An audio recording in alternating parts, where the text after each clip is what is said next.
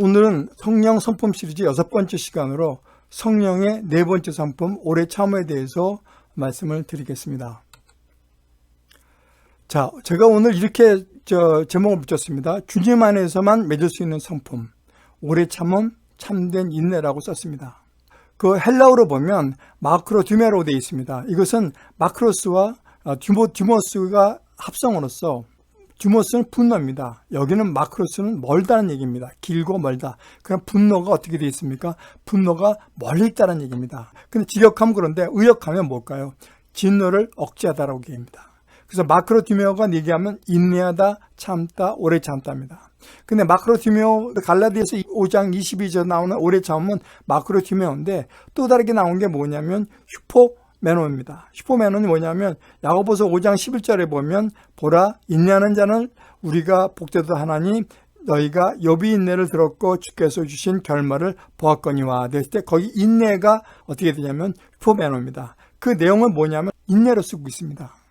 오래 참음에 대한 그 한자어가 없습니다. 그냥 오래 참는다는 얘기입니다.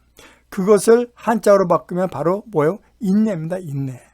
현대인 성경이나 세번역에서 인내로 표기하고 있습니다. 이것이 인내로요. 그래서 표준 국어 대사전이나 나무위키, 위키백과에서는 괴로움이나 어려움을 참고 견디는 것, 시대를 불문하고 인간에게 필수적으로 필요한 소양이다라고 나와 있습니다. 자, 영어로 보면 patience, 그 다음에 long suffering으로 되어 있습니다. 근데 이 patience나 long suffering은 어떻게 하면 인내심, 참을성, 참기, 인내력 똑같습니다. 참을성 있는 강한 형용사고 되어 있을 때 그렇게 되고요. 명사할 땐 인내심, 참을성 똑같이 나오고 있습니다. 근데 여기서 보면 이 개역개정에서는 오래 참음으로 되어 있지만 공동번역이나 새번역, 현대인 성경에서는 어떻게 나와 있느냐? 인내, 전부 다 인내로 되어 있습니다. 자, 그러면 우리가 한번 한자로 한번 보겠습니다. 인내는 어떻게 되어 있냐면, 자, 보세요. 이게 마음심자에다가, 요게 없으면 칼도자가 됩니다. 근데 요게 있음으로 해서 칼날이 됩니다. 칼날. 우리가 보면 마음에 칼이 꼽혀 칼을 후벼 파는 것처럼 도려내는 듯한 아픔, 그래서 참을 임자가 된 겁니다. 그러면 여기 견딜 내자는 어떻게 되어 있냐? 여기는 마리을 이자와 마디 촌자가 붙어서 견딜 내가 됩니다. 근데 우리가 보면 상형문자라고 얘기하죠.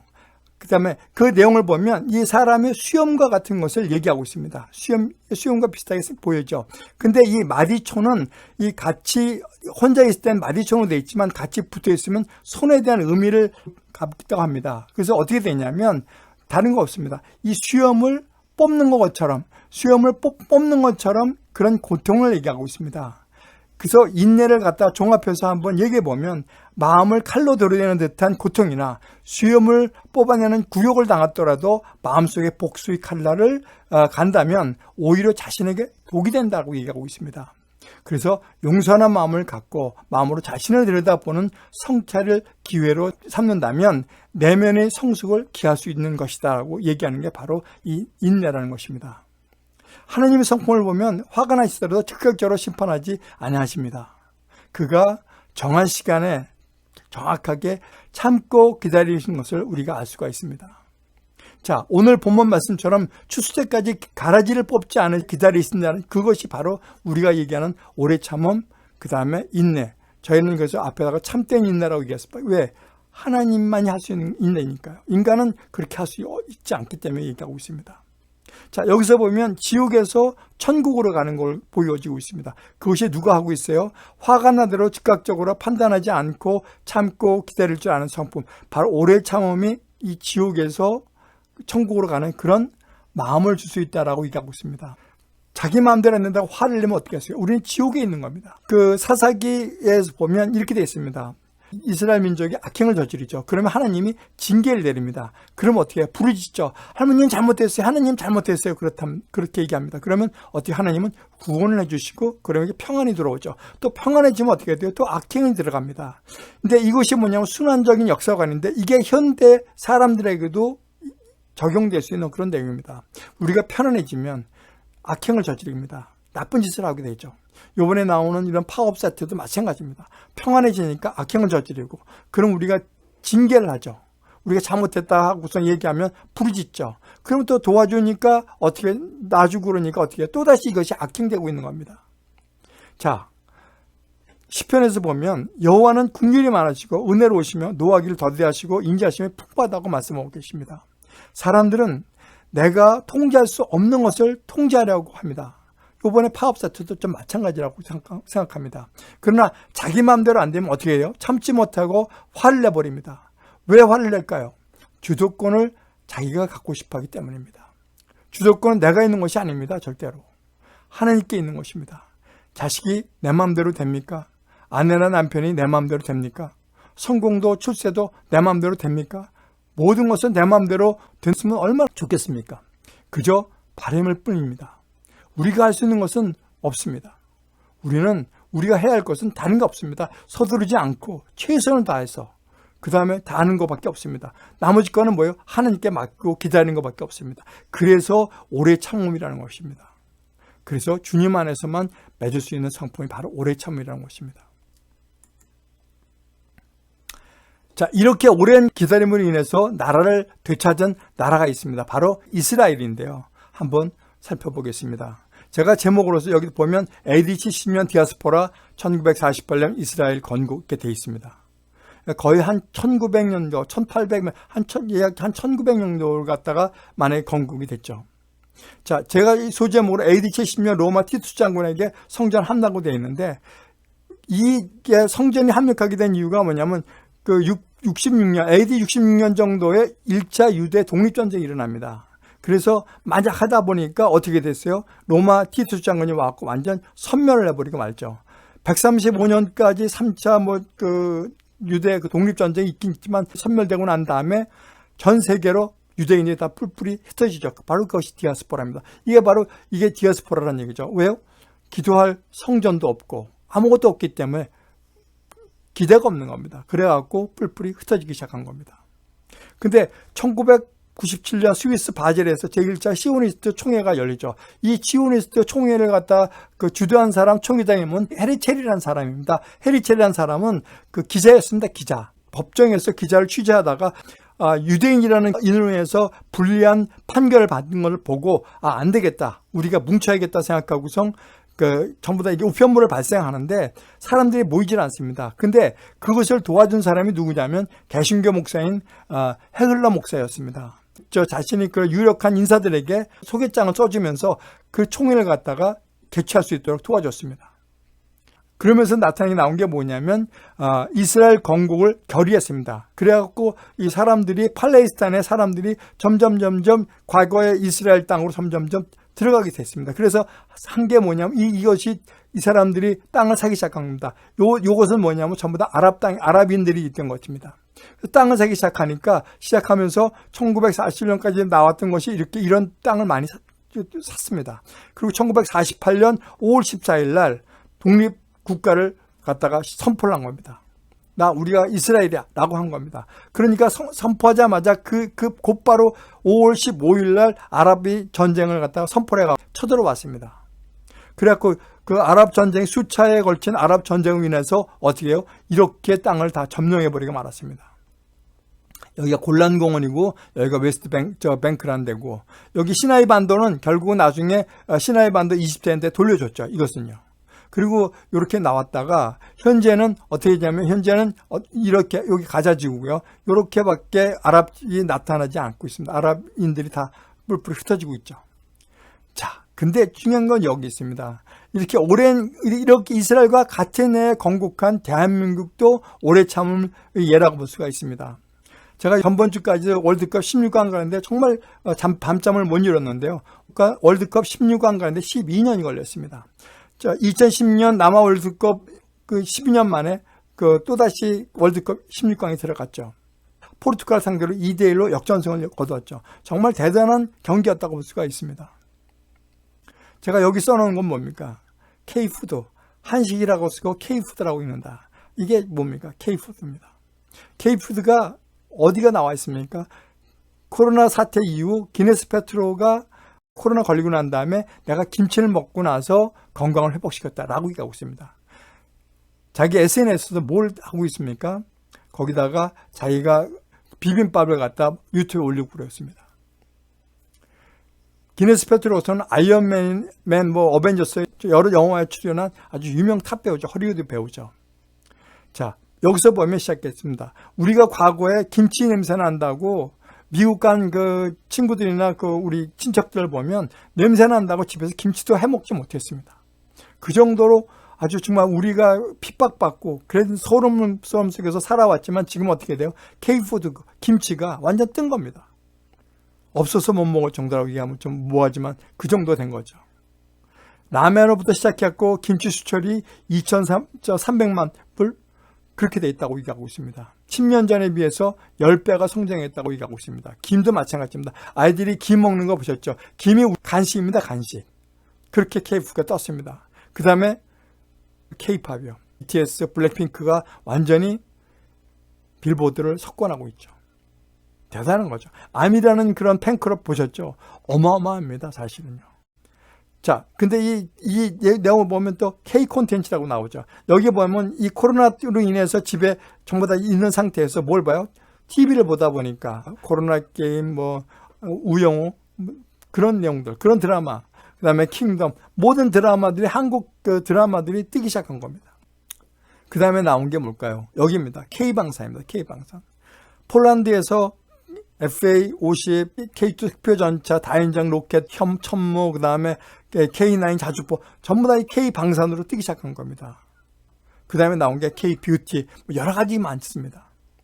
한때 우리나라를 갖다가 뭐라고 그랬어요? 헬조선이라고 그랬습니다. 우리 스스로를 갖다가 평가절하면서 그런 적도 있었죠. 그러나 지금은 세계 우뚝선 나라가 됐습니다. K방산 같은 경우 앞으로는 4위 정도, 5위 정도 가지 않고 그렇게 낙관적으로 예측하는 것도 있습니다. 그것도 있지만 이렇게 우리나라 좋은 점만 있는 것이 아니라 안타까운 점도 있습니다. 바로 조급함입니다. 결과를 기다리지 못하고 빨리 봐야 되는 조급증. 자, 우리 커피 나올 때 뭐 했어요? 이렇게 반짝반짝거리는데 이게 끊어지고 딱 멈추면 그럼 어떻게 돼요? 멈추면 커피가 다 나왔다는 걸 아는데 우리는 이거 반짝반짝 거릴 때 우리는 손을 집어넣고 꺼냅니다. 그러다가 튀기도 하죠. 자, 닫힌 버튼을 보면 어떻게 되어 있어요? 열린 버튼은 관계없지만 닫힌 버튼은 정말 이게 전부 다 너무 많이 한다는 것을 눌렀다는 것을 알 수가 있습니다. 교회에서도 마찬가지입니다. 기도 응답을 기다리지 못해요. 조급증이 나서요. 기도는 하지만 하나님 뜻과 응답을 기다리지 못해요. 자기가 판단하고 결정해요. 그리고 그것이 마치 하나님 것처럼 판단하고 넌 잘못하고 정죄하고 그렇게 얘기해요. 그 다음에 교회 생활에서 누구하고 관계가 멀어지면 어떻게 돼요? 그냥 회복할 생각 안 하고 그냥 떠나버려요. 목사님하고도 마찬가지고 교회 내에서 같은 성도끼리도 마찬가지 그렇게 떠나버리고 말아요. 또 긴 설교는 참아주지도 못해요. 그게 왜 그럴까요? 조급증 때문에 그래요. 빨리빨리 때문에 이렇게 나라가 발전도 했지만 오래 참으면 정말 어떻게 하냐면 하나님이 주시는 거 아니면 될 수가 없는 성품이에요. 조사를 해봤어요. 우리가 집중도가 어떻게 되는지. 그랬더니 초등학생은 30분, 중고등학생은 50분 정도가 집중할 수 있는 최대치라고 얘기를 해요. 근데 그것이 좀 넘어가요? 그럼 참지 못한다는 얘기죠. 자, 인내가 부족한 사람은 쉽게 원망한다. 그렇습니다. 조급한 사람의 특징이 원망한다는 것입니다. 우리가 오래 참음의 성품을 갖기를 원한다면 어떤 경우라도 원망하는 습관은 우리가 버려야 된다는 것입니다. 기도를 했는데 응답이 없다고 해서 실망하지 마십시오. 모든 것은 때가 있고 그 이유가 있기 때문에 그렇습니다. 그래서 기도 응답이 늦는 것입니다.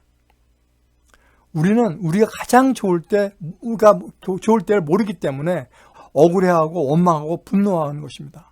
우리에게 가장 좋은 것이나 가장 좋은 인연이나 가장 좋은 때는 하나님만 알고 계십니다. 그러나 우리는 조급증 때문에 빨리빨리 모든 것이 이루어지기를 원해서 낭패를 보기 십상입니다. 그래서 오래 참음의 성품이 어떻게 돼요? 하나님이 주신 성품이라는 얘기죠. 성령의 열매라는 얘기죠.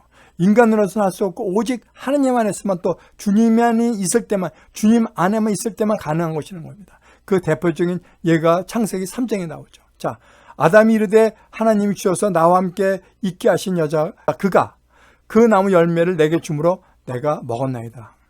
어떻게 했어요? 과거에는 정말 나의 피와 뼈라고 얘기했던 그런 사람이 못되라고 얘기했어요. 그 여자를 원망해요. 그죠? 먹은 이유가 뭐야? 그 여자 핑계대고 원망하고 있어요. 잠언에서 잠언 19장 이렇게 얘기하고 있습니다. 사람이 미련함으로 자기 길을 굽게 하고 마음으로 여호와를 원망한다. 자기가 잘못해놓고선 누구예요? 여호와를 원망한다는 얘기예요. 여기도 마찬가지. 하나님이 그 여자 줬기 때문에 내가 먹은 거예요 라고 원망한다는 얘기죠. 인내가 부족한 사람은 쉽게 원망한다고 얘기하는 것입니다. 오늘 본문 말씀이죠. 자, 추수 때까지 곡식을 보호하려면 가라지를 뽑지 말라. 아까 똑같은 것입니다. 예수님이 그렇게 얘기하죠. 누가 그랬을까? 원수가 이렇게 하였구나. 사탄이 그렇게 얘기한다는 얘기죠. 우리가 나무에서 보면 우리가 길가, 그 다음에 돌짝밭, 그 다음에 뭐가 나와요? 가시덤불이 나오죠. 가시덤불과 똑같은 거예요. 미혹과 유혹을 한다는 얘기죠. 그래서 어떻게 해요? 이것을 뽑기를 원하십니까? 미혹과 유혹할 때 그거를 같이 뽑았다간 잘못하다간 마약 중독자한테 마약을 당장 끊으라고 하면 어떻게 해야 돼요? 안 되지 않습니까? 그죠? 그러면 어떻게 해요? 서서히 오래 참으면서 그 사람을 자꾸 개선시킬 수 있는 방법을 찾아야 된다는 얘기죠. 주인이 이르되 가라지를 뽑다가 곡식까지 뽑을까 염려하다. 바로 이 내용들입니다. 로마서 8장 25절은 이렇게 얘기하고 있습니다. 우리가 소망으로 구원을 얻었음에 보이는 소망이 아니니 뭐예요? 보는 것은 누가 바라리요? 만약 우리가 보지 못하는 것을 바라면 참음으로 기다릴지니라. 어떻게 얘기해요? 보지 못하는 것을 바라면 참음으로 기다리라고 얘기하고 있습니다. 저 고린도 후서 4장 18절에 보면 우리가 주목하는 것은 보이는 것이 아니요 보이지 않는 것이니 보이는 것은 잠깐이요 보이지 않는 것은 영원합니다. 우리는 뭘 보고 있어요? 보이지 않는 것이 영원함이기 때문에 우리가 오래 참고 인내한다는 얘기예요. 자, 오래 참았던 사람들, 인내했던 사람들이죠. 노아, 모세, 요셉, 안나, 다윗 한번 찾아보겠습니다. 다니엘. 자, 120년 동안 방주를 만든 노아를 보겠습니다. 창세기 6장을 보면 사람이 죄악이 세상이 너무 찼다라고 얘기하고 있습니다. 모든 계획에 항상 악할 뿐임을 보시고 그 당시에 뭐가 있어요? 네피림이 있어 그 신과 인간과 관계를 맺고 그 다음에 동성애하고 음란하고 막 이렇게 됐죠. 하나님을 갖다 우상 성격 하나님을 우습게 알고 그러니까 어떻게 돼요? 그 사람들 갖다 끝을 내겠다고 얘기하시는 겁니다. 그러나 그들이 날은 120년이 되리라고 말씀하고 계십니다. 땅에 사람을 지으셨음을 한탄하고 내가 인간들을 왜 지었을까라고 하신 겁니다. 내가 창조한 사람을 내가 지면 전부 다 없애버리겠다. 그렇게 얘기하고 있죠. 그러면서 노아한테 방주를 만들라고 얘기하고 있습니다. 방주를 왜 만들라고 그랬어요? 홍수로 사람들 갖다 진멸할 때 그때 어떻게 하겠다? 그때 너희들만 살려주겠다라고 얘기하고 있습니다. 여기 어떤 분은 이게 120년이라고 얘기하신 분도 있고 그 다음에 7, 80년 아이들까지 포함시켰다 그래서 7, 80년 얘기하는 건데 근데 이것은 몇 년 동안 지은 것이 중요한 게 아닙니다. 그 타락한 세상에서 그들과 어울리지 않고 방주를 지었다는 것은 하나님께 전적으로 순종했다는 얘기예요. 그렇죠? 이 세상에 그 유혹이 얼마나 좋습니까? 그 당시. 지금 밖에 나가면 얼마나 좋습니까? 우리가 타락할 수 있는 것이 미혹이 너무 많습니다. 유혹도 많고요. 술, 담배, 마약서부터 시작하고 정말 많습니다. 전적으로 하나님께 순종하고 보이지 않는 영원한 것을 바라봤기 때문에 120년 동안 지을 수 있었던 것입니다. 광야에서 40년을 기다린 모세. 자, 모세를 한번 쭉 보겠습니다. 야곱이 죽고 요셉도 다 죽고 난 다음에 근데 히브리 사람 보니까 너무너무 사람이 많아지는 거예요. 그러니까 애굽 왕이 두려움을 느끼는 거예요. 야, 그러니까 그 산파들한테 야, 히브리 사람들 자 도울 때 아들이면 다 죽이고 딸이면 살려도 라고 얘기한 겁니다. 근데 레위 가족 중 한 사람이 여자에게 장가 들어갔고 아들을 낳았어요. 근데 너무 잘생긴 거예요. 그 석 달 동안 숨겼어요. 왜냐하면 잘못하면 아들은 다 죽이라고 그랬으니까. 그래서 할 수 없이 3개월 되던 해에 그 나일강가에 그 갈대사이에다가 딱 바구니에 놓고 놔뒀어요. 근데 누가 왔어요? 바로의 딸이 모욕하러 내려오는 걸 틈타서 그 누나가 미디암이 그 바구니에 내려가게 했어요. 강가에서 걸다 보니까 상자가 내려오거든요. 그러니까 그 상자를 보고 보니까 남자 아이가 있는 거예요. 그래서 그 아이를 누가 데리고 왔어요? 바로의 딸이 데리고 와서 그 아들로 만들고 그 이름을 모세라고 한 거예요. 자, 이런 거죠.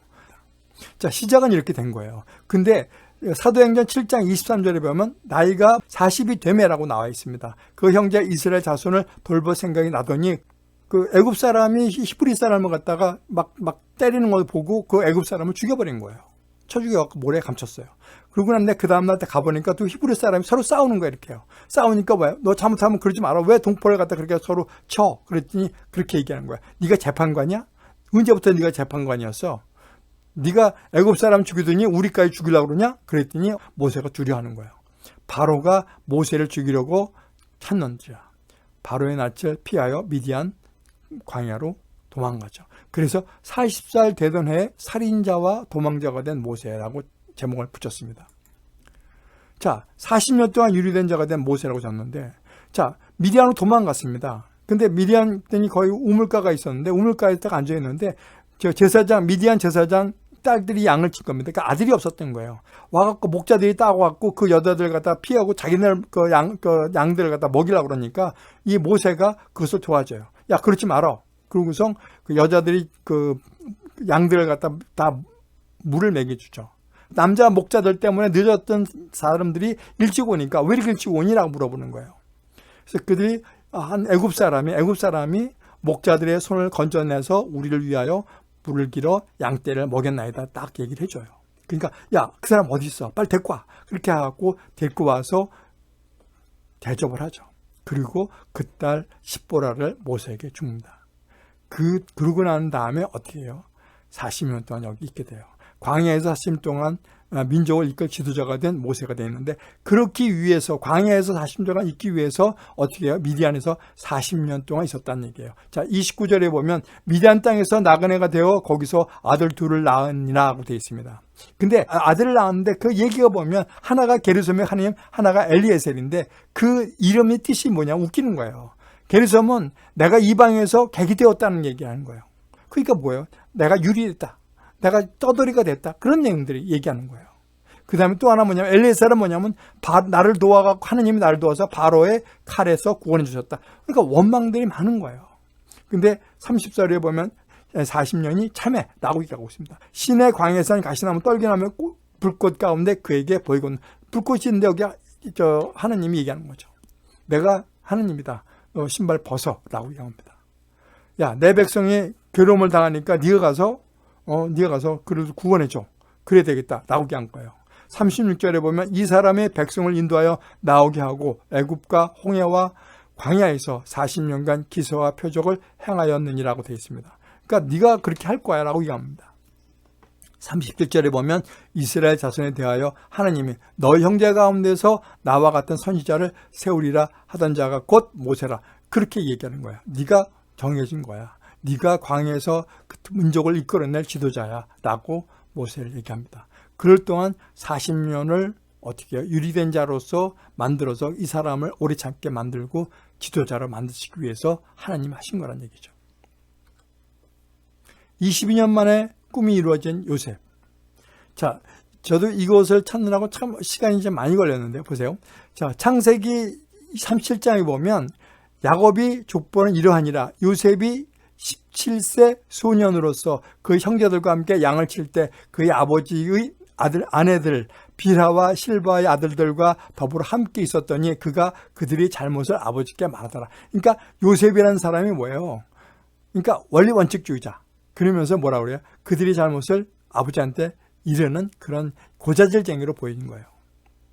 자, 요셉이 노년에 얻은 아들이므로 이스라엘 여러 아들보다도 그를 더 사랑함으로 그를 위하여 채색 옷을 지었더니라고 돼요. 채색 옷은 사실 장남한테만 입히는 건데 그것을 막내에서 두 번째죠.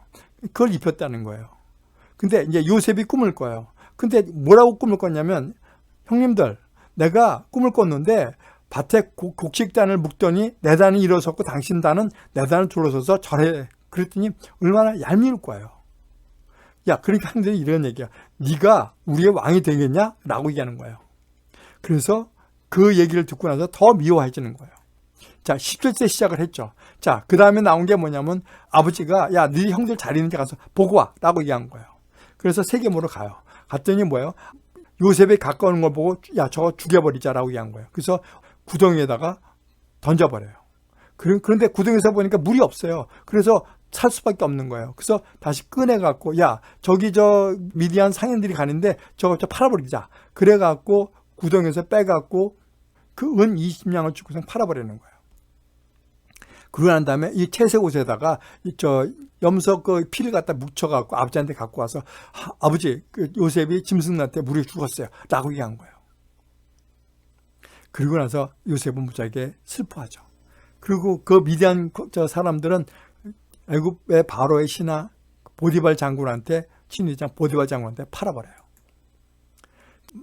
바로가 꿈을 꿔요. 바로는 꿈을 꿨는데 여기 아주 신실한 아주 소가 있는데 여기 피짝 마르고 피폐한 소가 있는 거예요. 근데 이 피폐한 소들이 이 살찐 소들을 갖다 다 잡아먹어요. 또 하나 꿈을 꿨는데 통통한 이삭이 있었는데 아주 마른 이삭이 그걸 다 삼켜버려요. 그래서 꿈을 꾼 거예요. 바로가 딱 꿈을 꿨어요. 그러고 난 다음에 이것을 갖다가 그 율사들한테 다 물어봤는데 아는 사람이 하나도 없는 거예요. 그러니까 요셉이라는 사람이 있습니까? 하고 가다가 이 바로한테 얘기를 해요. 그래서 이 요셉이 와서 얘기를 해요. 자, 그러고 난 다음에 그것을 다 해석해 주는 거예요.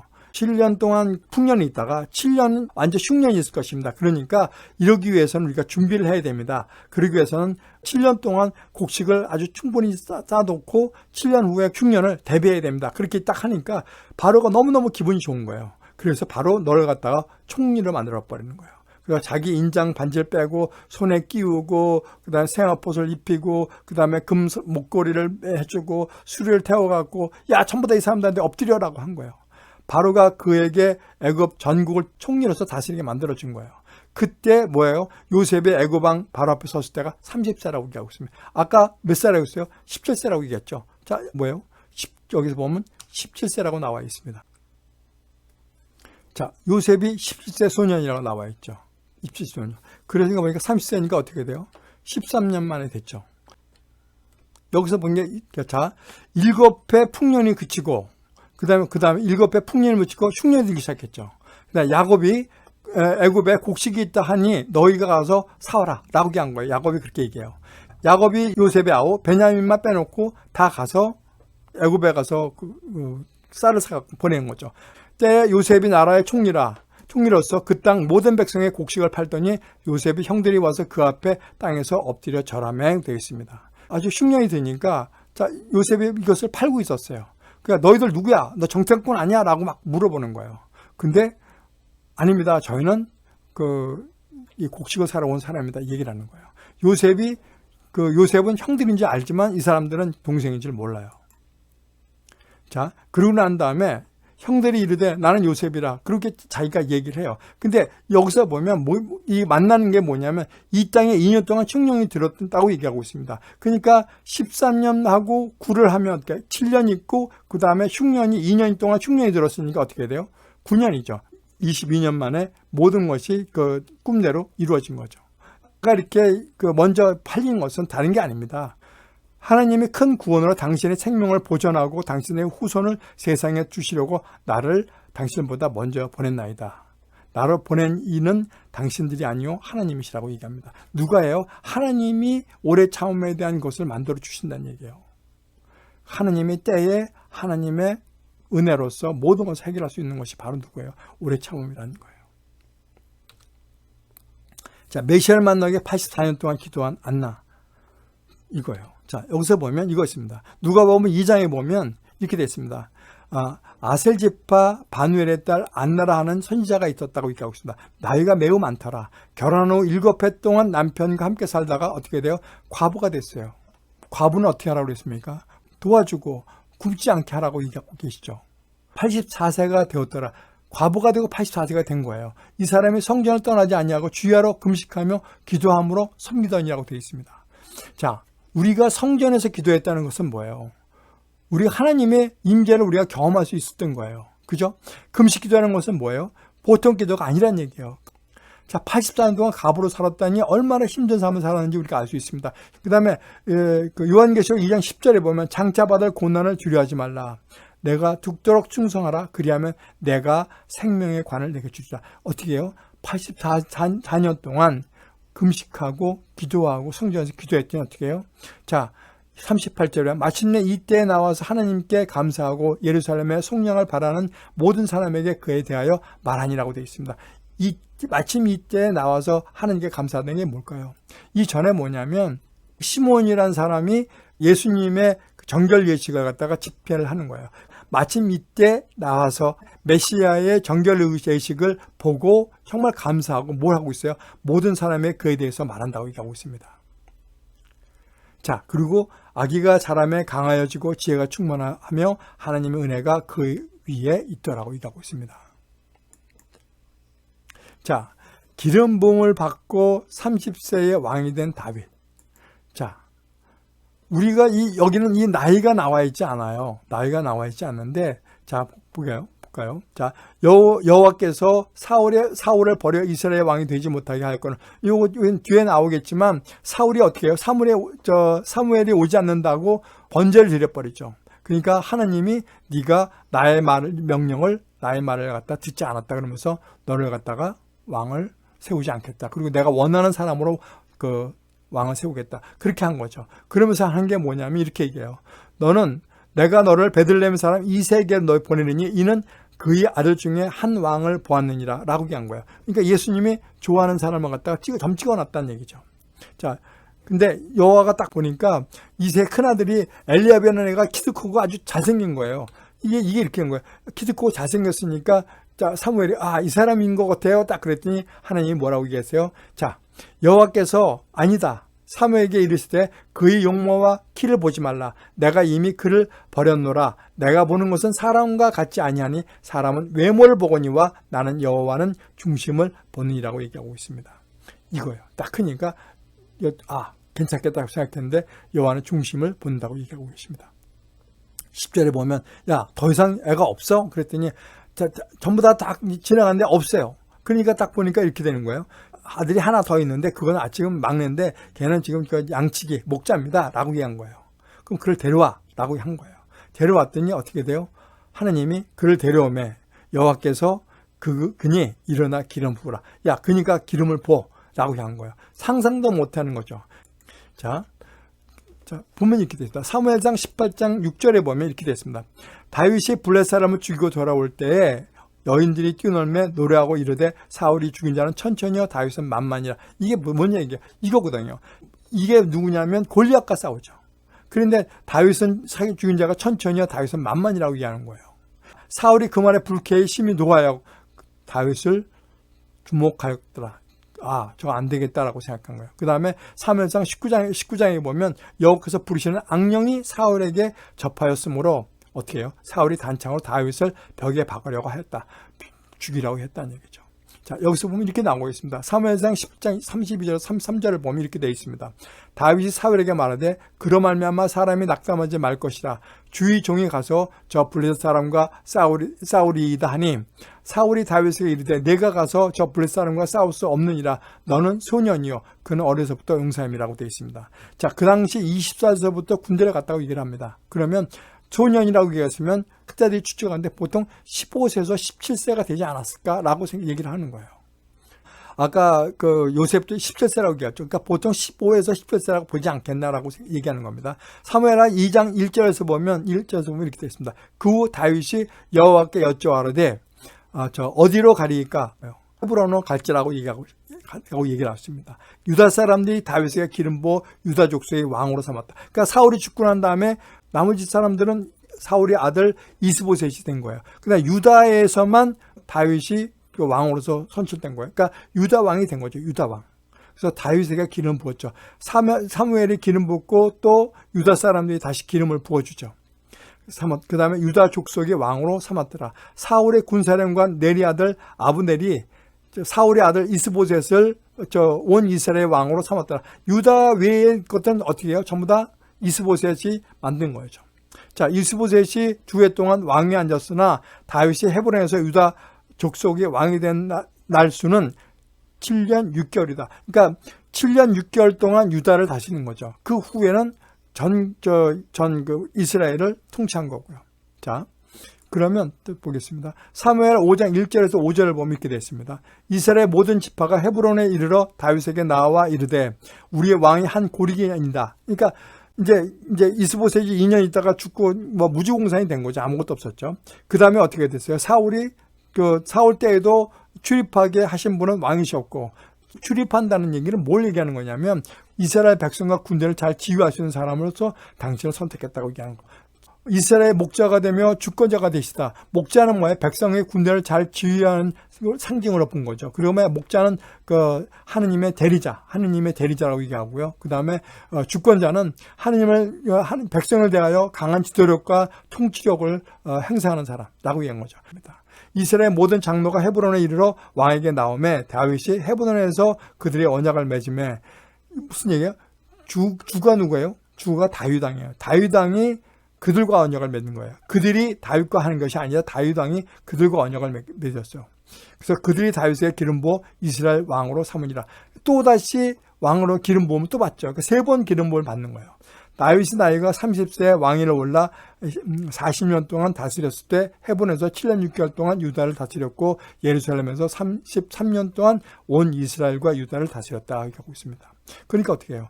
15에서 보면 한 30세 되니까 한 15년에서 한 13년 정도, 13년에서 15년 정도 사이에 그 다음에 왕이 된 거죠. 그것을 우리가 알 수 있는 것입니다. 21일 만에 기도응답 받은 다니엘이 되어 있습니다. 자, 다니엘이 고레스 왕 3년에 큰 전쟁에 관한 꿈을 본 거예요.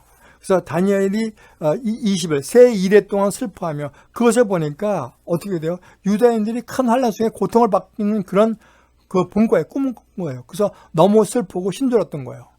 그 환상을 보고 나니까 어떻게 돼요? 너무 슬픈 거예요. 그래서 금식한 거예요. 그러면서 또 음식을 입에 대지 않고 포도주도 마시지 않고 그 다음에 얼굴에 기름도 바지 않은 거예요. 그리고 자신의 슬픈 마음을 드러내고 있었던 거예요. 이겁니다. 자, 거기 보면 4절, 여기서 요 4절, 5절, 6절을 보면 이렇게 되어 있습니다. 첫째 달 24일에 내가 떼겔이라는 큰 강가에 있었는데 그때 내가 눈을 들어 바라본 즉 한 사람이 세마포 옷을 입었고 허리에는 우바스 순금띠를 띄었더라. 또 그의 몸은 황옥 같고 그의 얼굴은 번개빛 같고 그의 눈은 횃불 같고 그의 팔과 발은 빛난 놋과 같고 그의 말소리는 무리의 소리와 같더라. 내가 그의 음성을 들었는데 그의 음성을 들을 때 내가 그의 얼굴을 땅에 대고 깊이 잠들었다고 얘기합니다. 이게 누구예요? 예수님이에요. 예수님의 그것을 자기가 본 거예요. 환상을요. 근데 12절에 보면 이렇게 나옵니다. 그가 내게 이르되 두려워하지 말라. 그러면서 내 말로 말미암아 왔느니라. 그러니까 무슨 얘기예요? 이게 땅을 잠을 들었죠. 그러니까 선사가 딱 와서 얘기하는 게 이런 얘기하는 거야. 네가 처음 시작한 날서부터 21일 동안 첫 일에서부터 새 일에 동안 슬퍼했는데 첫 날서부터 내가 너의 기도를 응답을 받고 너한테 올라가 왔다. 그런데 바사 왕국의 군주가 20일 동안 나를 막았다고 얘기하고 있습니다. 우리가 영적인 것과 육적인 것인데 육적인 것이 영을 막을 수 있다라고 얘기하는 거예요. 바사 군주가 20일 동안 막았다고 얘기하는 거예요. 무서운 얘기죠. 그 다음에 20일 동안 나를 막았다고 얘기합니다. 이제 내가 마지막 날에 내 백성이 당할 일을 내게 깨닫게 하러 왔노라. 그러니까 이것을 갖고 이 큰 환란이 있는 것을, 이 전쟁에 환란이 있는 것을 보고 기도를 시작했는데 이 첫날에 천사가 그걸 들었단 말이에요. 기도 응답을 받고 너한테 얘기해 주러 왔는데 그때 군주가 그것을 막은 거예요. 사람이 막은 거예요. 영적인 천사를 갖다가 인간이 막을 수 있다는 얘기예요. 인간이 그렇게 악령이 있다, 악할 수 있다는 것을 우리가 알 수 있는 거예요. 그래서 21일 만에 기도 응답을 받았다는 얘기죠. 자, 참지 못한 사람들. 대표적인 게 아담과 하와죠. 아브라함, 사울왕, 아론과 이스라엘 민족을 보고 있습니다. 자, 에덴 동산에 쫓겨난 아담과 하와라고 보고 있습니다. 뭐라고 했어요? 뱀이 여자한테 얘기를 하죠. 야, 하느님이 동산의 모든 열매 먹지 말라고 그랬어? 그랬더니 아니, 동산 중앙에 있는 열매만 먹지 말라고 그랬어. 그건 만지지도 말고 그렇게 너희가 죽을 거니까 만지지 말라고 얘기했어. 그랬더니 뱀이 야, 그거 먹어도 안 죽어. 괜찮아. 그래서 얘기를 하는 거예요. 야, 저 눈만 밝아져. 그랬더니 뭐라고 해요? 그 여자가 그것을 보니까 어떻게 해요? 먹음직도 보함직도 탐스럽기도 한다. 이 안목의 정욕, 육신의 정욕, 그다음 이생의 자랑, 그것이 보여지는 거예요. 자, 여자가 그 연을 따먹고 자기와 함께 남편에게도 주매 그도 먹은지라. 아까도 제가 말씀드렸죠. 여자가 따먹고 뭐라고 얘기했어요? 남편이 줬다. 먼저 여자가 유혹을 갖다 이기지 못한다 라고 얘기하는 거예요. 그 다음에 남편의 주매 그도 먹은지라. 자, 17절을 보면 내가 내 아내의 말을 듣고 내가 내게 먹지 말라 한 나무 열매를 먹었은즉 너는 평생 수고하여 그 소산을 먹으리라. 그리고 24절에 보면 하나님이 그 사람들을 쫓아내시고라고 되어 있습니다. 그러니까 우리가 조금만 참았으면 우리가 해결될 수 있는 거예요. 조금만 참고 하나님 말씀만 듣고, 그래서 우리가 뭐냐면 오래 참음이라는 것은 하나님이 안에서, 주님 안에서만 이루어질 수 있는, 성령에 의해서 이루어질 수 있는 것이라고 말씀드린 이유가 바로 이런 것들이에요. 자, 그 다음에 보면 25년을 참지 못해 첩을 둔 아브라함과 사라를 보겠습니다. 창세기 15장에 보면 이렇게 나오죠. 아브라함이 여호와의 무엇을 줄까 물어보더니 저는 자식이 없습니다. 그래서 내 상속자인데 그 종이 엘리에셀이 줄 것입니다. 그랬더니 하나님께서 이렇게 했죠. 야, 그거 아니야. 내 몸에 난 사람이 내 상속자가 될 거야 라고 얘기하십니다. 근데 16장 1절에 보면 이렇게 됐습니다. 아브라함의 아내 사레는 출산하지 못하였고 그에게 한 여종이 있으니 그 이름은 하갈이라고 얘기하고 있습니다. 사레가 아브라함에게 이래 여호와께서 내 출산을 허락하지 아니하셨으니 뭐라고 얘기해요? 기다리지 못하는 거예요. 여기에 뭐예요? 가나안 땅에 거주한 지 10년 후였다라고 된 게 10년 동안 애가 없으니까 뭐라고 했어요? 첩을 집어넣은 거예요. 자, 이거예요, 바로. 자, 내가 늙었는데, 그러니까 여호와께서 너한테 상속자를 주겠다고 그 얘기를 듣고 10년 기다려도 안 되니까 사레가 어떻게 돼요? 하갈을 집어넣어 주는 거예요. 그랬고 어떻게 됐습니까? 하갈이 임신을 한 거예요. 아들을 낳고 이스마엘이라고 한 거예요. 이스마엘을 낳을 때 86세였다. 그렇게 된 거예요. 그러니까 10년이 지났으니까 76세, 75세 그렇게 된 거죠. 그 다음에 창세기 11장 보면 아브라함이 99세 때 여호와께서 그가 아들 낳아주게 하며 그를 여러 민족이 어머니가 되게 하리라고 말씀하시는 거예요. 아브라함이 엎드려 웃으며 마음속으로 이르되 100세 된 사람이 어찌 자식을 낳아. 우리 부인은 90세니 말이 돼? 어떻게 출산을 해? 그렇게 얘기하는 거예요. 하나님이 이르시되 내 아내 사라는 내가 내게 아들을 낳으리니 너는 그 이름을 이삭이라 하라고 얘기한 거예요. 창세기 18장에도 마찬가지예요. 여호와가 상수리 나무 있는 곳에서 아브라함이 나타나서 있는데 3명의 사람들 천사들이 지나가는데 아브라함이 딱 보고서 그들을 대접을 해요. 그래서 그들이 이렇게 얘기하죠. 그들이 얘기할 때 내년 이맘때 내가 반드시 내게 돌아오리니 내 아내 사라는 아들이 있으리라 하시니 사라가 그것이 장못 중에서 문에서 들었더라. 그러면서 피식하고 웃는 거예요. 웃기고 있네.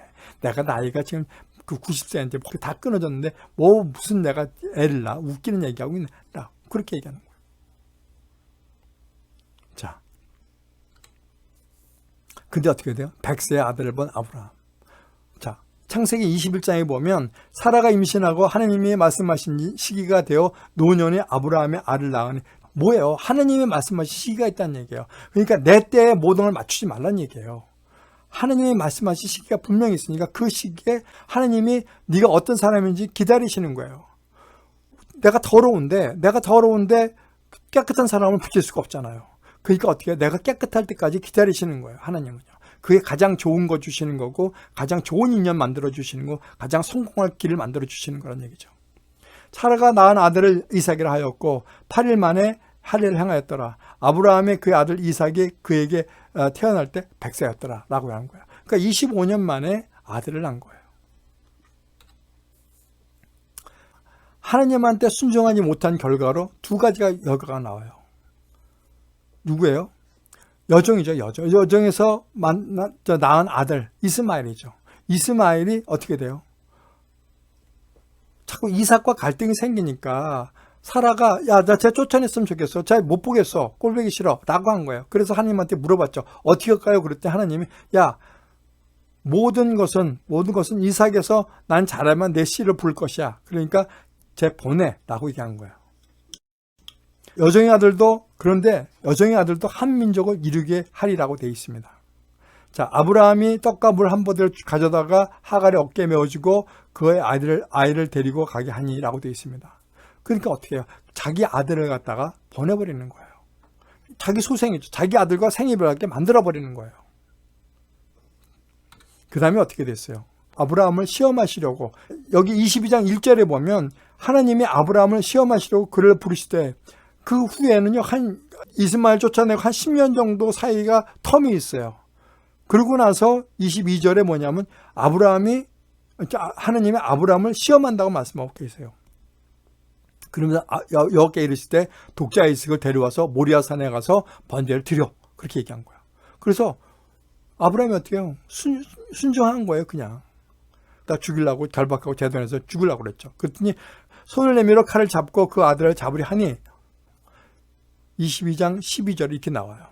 야, 그 아이에게 내 손을 대지 말고 그 애에게 아무 일도 하지 마. 내가 내 아들 내 독자까지도 내게 아끼지 아니하는 거 보니까 내가 하나님을 경외하는 줄 내가 알겠다 라고 하면서 그러면서 그 다음부터 은혜를 부어주시는 거죠. 자, 사람에게 헌신사려고 번제를 지는 사울왕이에요. 블레셋 사람들이 이스라엘과 싸우려고 믹마스 지역에 진을 쳐요. 그러니까 백성들이 막 떠는 거예요. 무서운 거예요. 근데 사무엘이 정한 날 딱 온다 그랬는데 1일 동안 기다렸는데 오지 않는 거예요. 그래서 어떻게 해요? 백성이 사울에게서 흩어진다. 어떻게 해요? 하나님보다도 백성을 더 무서워한 거예요. 인간을 더 무서워한 거예요. 우리가 아까 얘기했죠. 보이는 것은 잠깐이요. 보이지 않는 것은 영원하다고 얘기했죠. 우리가 잠깐 보이는 그것에 대해서 뭘 해요? 두려워한 거예요. 왔죠. 증거 보고 이 사람들이 두려워하는 거예요. 그래서 어떻게 해요? 사울이 이르되 번제와 화목제물을 이리로 가져오라. 내가 가져하여 번제를 드려버린 거예요. 제사장 역할 자기가 해버린 거예요. 자, 드리기를 마치니 사무엘이 온지라. 이게 뭐냐면 참고 기다리는 것이 잠깐만인데 그걸 기다리지 못하는 거예요. 그 사람이 뭐가 있어요? 원망이 있는 거예요. 원망이요. 자, 그 이유 너 뭐 한 거야? 그랬더니 백성들이 내게서 흩어지고 당신은 오지 않고 블레셋 사람들이 믹마스에서 몰렸고 두려워서 그랬습니다. 그랬더니 사무엘이 딱 정확히 얘기하죠. 사울에게 이르되 왕의 망령되어 행하였도다. 여호와께서 왕에게 내리신 명령을 지키지 아니하였더라.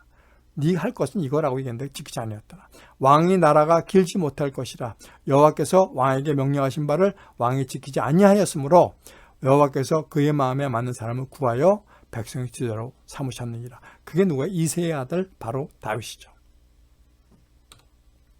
자, 모세를 기다리지 못한 아론과 이스라엘 민족 이거예요. 자, 40주 40여를 지난 후 그러니까 모세가 안 보이는 거예요. 여호와께서 내가 돌판과 언약의 두 돌판을 주시고 하나님께서 말씀하시는 거예요. 야, 네 백성들이 자기들을 위해서 뭐예요? 자기를 위해서 하나님을 위해서 만든 게 아니에요. 자기를 위해서 우상을 부어 만들었다고 얘기를 해요. 이 백성은 정말 건방지고 말 안 듣는 그런 백성이라 하면서 내가 그들을 멸하여버리겠다고 얘기하고 있어요. 그러면서 딱 내려가 보니까 너희가 너희 하나님 여호와를 범죄하여 자기를 위하여 송아지를 부어 만들어 여호와께서 명령하신 돌을 빨리 떠났기로 딱 얘기합니다. 자, 이런 거예요. 자, 출애굽기 32장 1, 2절을 보면 이렇게 됐습니다. 모세가 산에서 내려옴이 더딤을 보고 백성이 아론에게 이르러 말하되 우리를 위하여 인도할 신을 만들라. 그러니까 뭐예요? 우리를 위하여 자기네들을 위하여 우상을 만들라고 얘기한 거죠. 아론이 그들에게 이르되 너희 귀에서 금고리를 빼어 내게로 가져와라. 그래갖고 금송아지를 만든 거예요. 근데 중요한 게 이거예요. 자, 출애굽기 32장 32절 33절을 보면 이렇게 되어 있습니다. 이제 그들의 죄를 사하옵소서. 그렇지 아니하시오면 주께서 기록한 책에서 내 이름을 지워 버려주시옵소서. 내가 이렇게 진멸한다고 얘기하니까 내가 너희들 가만두지 않겠어. 그들을 멸할 것이야. 그랬더니 뭐라고 그래요? 주께서 기록하신 책에 내 이름을 지워 버리십시오. 저는 이게 리더십이라고 봅니다. 자기를 희생하고 자기 이익이나 이런 걸 탐하지 아니하고 자기의 어떤 공동체의 사람들을 위해서 자기 일을 갖다 모든 걸 내려놓고 하는 것, 그것이 바로 리더십이라고 하는 거예요. 자기의 권리를 주장하고 자기의 이권을 주장하고 자기가 어떤 그런 존경받고 어떤 그런 것을 원하는 것이 아니라 내 것을 내려놓는 것이 바로 리더십의 가장 중요한 것이라고 봅니다. 자, 여호와께서 모세에게 이르실 때 누구든지 내게 범죄하면 내가 내 책에서 그를 지워버리라. 제가 이렇게 SNS 인터넷 서핑하면서 본 게 뭐냐면 이거예요. 한 번 구원은 영원한 구원 아닙니까? 구원이 취소될 수 있습니까? 내가 내 책에서 그걸 지워버린다는 게 그게 맞습니까? 물어보는 사람들이 너무 많은 거예요. 그래서 저는 그렇게 생각해요. 더러운 사람하고 같이 갈 수 있습니까? 더러운 사람은 깨끗해지기 전까지는 같이 갈 수가 없는 거예요. 자, 여기 한번 보겠습니다. 인내함으로 성공한 인생을 산 사람들을 보겠습니다. 마이클 조던, 토마스 에디슨, 일리노 루즈벨트. 그러니까 루즈벨트 대통령의 퍼스트 레디죠. 마이클 조던이 이렇게 얘기했어요. 나한테 중요한 것은 놓친 결과에, 중요한 슛을 놓친 결과에 절대 개의치 않는다. 그러면서 그 결과에 대해 생각하면 언제나 부정적인 결과만 생각해야 된다. 그러니까 우리가 지금 갖고 있는 어떤 결과가 있죠. 누구의 다툼, 누구의 어떤 그런 그 고난, 그런 걸 생각하면 부정적인 생각밖에 될 수가 없기 때문에 그런 생각하지 않는다고 얘기하는 거예요. 그게 정말 아주 현명한 방법이라는 얘기예요. 나는 지금까지 9,000번도 넘게 슛을 실패했고 300번 넘게 경기에 졌어. 나는 계속해서 실패했다. 그것이 내가 성공한 이유다. 바로 중요한 게 이거예요. 인내예요. 오래 참고 기다린 거예요. 자, 에디슨은 이런 얘기를 하죠. 인간에게 가장 큰 약점은 끈기가 약하다는 것이다. 아까 그랬겠죠. 인내가 약한 사람은 원망한다고요. 끈기가 약하기 때문에 원망을 하는 거예요. 왜요? 그 결과를 기다리지 못하고 자기가 생각한 결과를 기다리기 때문에, 그 결과만 생각하기 때문에 끈기가 약해질 수밖에 없어요. 나는 전구를 발명하기 위해서 9,999번의 실험을 했으나 잘 되지 않았다. 그것은 실패한 게 아니라고 얘기하고 있어요. 단지 전구가 안 되는 이치를 발견했을 뿐이다. 9,999번의 잘못된 거, 안 된다는 이치만 발견했을 뿐이라고 얘기하고 있어요. 그러면서 정말 중요한 얘기를 해요. 가난은 가난하다라고 느끼는 곳에 존재한다고 얘기해요. 고뇌 없이 성장이란 있을 수 없고 인생의 향상도 불가능하다고 얘기해요. 기둥이 약하면 집이 흔들리고 의지가 약하면 생활도 흔들린다고 얘기하고 있습니다. 우리의 큰 약점은 포기하는 것이라고 얘기하고 있습니다. 결국은 끈기를 갖다가 인내를 오래 참음을 하지 못한다고 얘기하고 있습니다. 토마스 에디슨이 얘기하고 있어요. 좀 이게 생소한 분이죠. 일리노 루즈벨트 대통령의 그 퍼스트 레디입니다. 자, 이분은 이렇게 얘기를 했어요. 당신이 허락하지 않는 한 그 누구도 당신이 열등감을 느끼게 할 수 없다라고 얘기하고 있습니다. 이 일리노 루즈벨트 이분은 정말 힘든 분이었습니다. 루즈벨트가 부인은 존경하고 사랑은 다른 여자가 있어요. 비서들과 있어요. 남편이 자신이 여비서들과 바람나는 걸 보고 일리노는 정말 깨달은 게 있어요. 남편이 와서 루즈벨트가 와서 싹싹 빌었어요. 이혼합시다 그랬더니 제발 이혼하지 않게. 미안해 잘못했어 라고 얘기해요. 근데 어떻게 해요? 죽을 때까지 그 여자들과 그러니까 여자들 계속 바꿔나갔죠. 그 여자 헤어지지 않았어요. 정리하지 못했어요. 임정도 그 비서가 봤다고 그래요. 자, 그래서 아까 얘기해요. 이분은 어떻게 해요? 루즈벨트가 존경만 했다고 얘기해요. 정말 대단한 분이었어요. 그래서 남편이 바람핀 걸 보면서 딱 이 사람이 결심한 게 있대요.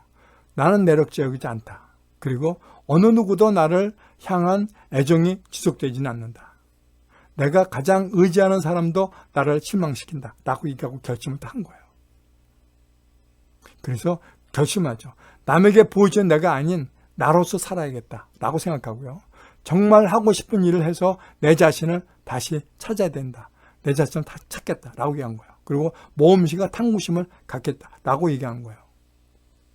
윤영기 씨는 무지하게 불행한 삶을 살았어요. 이분은요. 그런데 이분은 그렇게 불행한 사람 때문에 그 때문에 루즈벨트 대통령이 수감업이 되고 걷지를 못할 때 어떻게 했어요? 아주 강한 힘으로 인해서 뭐예요? 정계 복귀시켰고 결국은 대통령을 만들어낸 거죠. 대통령 4선을 했어요. 4선. 그래서 루즈벨트가 그만두고 난 다음부터 2선으로 바꾼 거예요. 재선만 봐서 용납한 거예요. 그러면서 이분은 가장 뭐라고 얘기했어요? 가장 호감 가는 퍼스트 레디로 뽑혔던 사람 중 한 사람이에요. 이분은 이렇게 얘기해요. 미래는 그들의 꿈이 아름답다고 믿는 자들이 것이다라고 얘기한 거예요. 나는 불행해. 나는 꿈이 없어. 나는 별 볼이 없어. 우리 가정은 가난해. 라고 생각하면 어떻게 돼요? 그럼 그 사람은 절대로 좋은 아름다운 꿈을 가질 수가 없어요. 아름다운 미래를 가질 수가 없어요. 돈을 잃은 사람은 많이 잃은 것이고 친구를 잃은 사람은 더 많이 잃은 것이고 신뢰를 잃은 사람은 다 잃은 것이라고 얘기해요. 그래서 중요한 게 뭐냐면 우리가 중요한 게 신뢰예요. 신뢰. 상대편과 진실한 대화, 거짓이 없는 대화, 이것이 사람이 신뢰를 만드는 것 중에 하나라고 봐요.